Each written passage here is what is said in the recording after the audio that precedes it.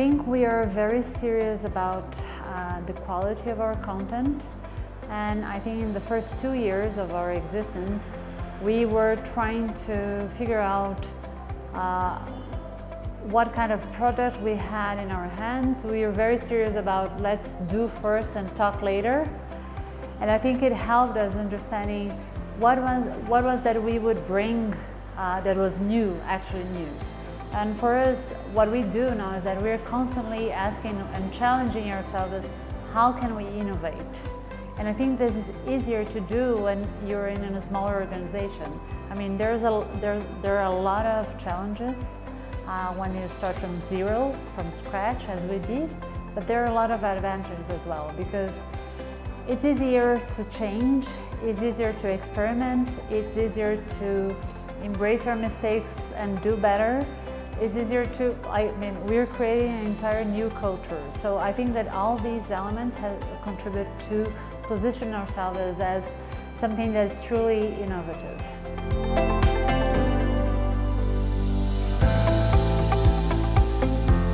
We take very seriously the idea of explaining, but not in a boring way. So the choices of format are crucial for this. So we, for instance, if we want to explain a complex economic concept, we've done this through a video, for instance.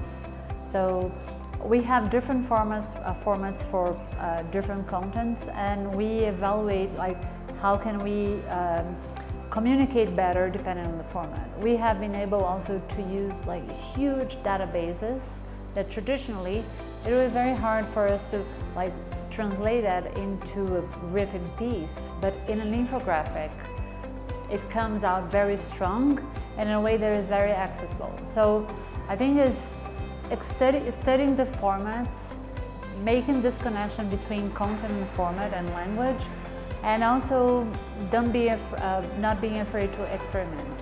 I think the interactive aspect of our content as well is distinctive, and I think it has brought in our audience closer to certain topics.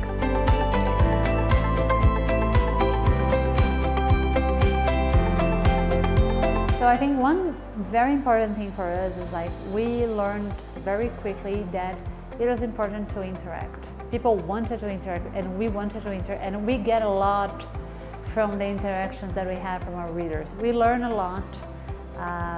They're very fast pointing our mistakes. They have great suggestions. They have amazing debates about our content. They're our biggest supporters. So we learned very quickly that there was a lot there. So we must interact. But also, I think that one very strong characteristic of our relationship with our readers is that it's very horizontal. We have changed this idea that we're the ones who know everything, and the readers are there to consume what we produce. No, we know a lot, and we have a very talented team doing amazing things, but our readers are equally amazing. So we want to benefit from this relationship. So we see it as a more horizontal relationship, and I think this is a very distinctive aspect of the way that we engage with our audience.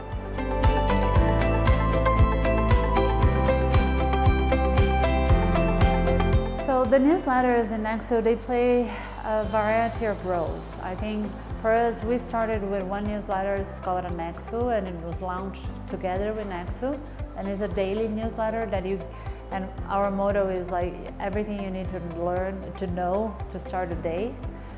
So Nexo speaks about different things concerning our editorial model. It has a lot of curation. We're not afraid to refer to other publications, so we have other publications there, because the principle is we're not afraid of competition, we're not afraid of referring to other people as long as they are good. For us, the most important thing is that our reader is very well informed, and that he or she believes that accessing our content, he will have or she will have the best information that she can. So this is one of the aspects. So we see our newsletters as services, But we also see our newsletters as a way to distribute our content. So they became very powerful means of distributing content from Nexo.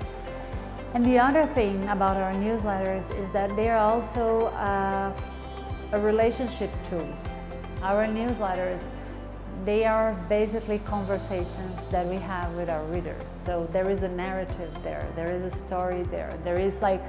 It's clear that there is someone behind the newsletter who is thinking about the content, the readers, the package, the design.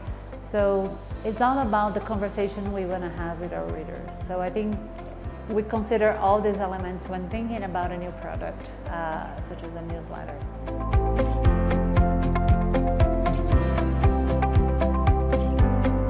We did a lot of research.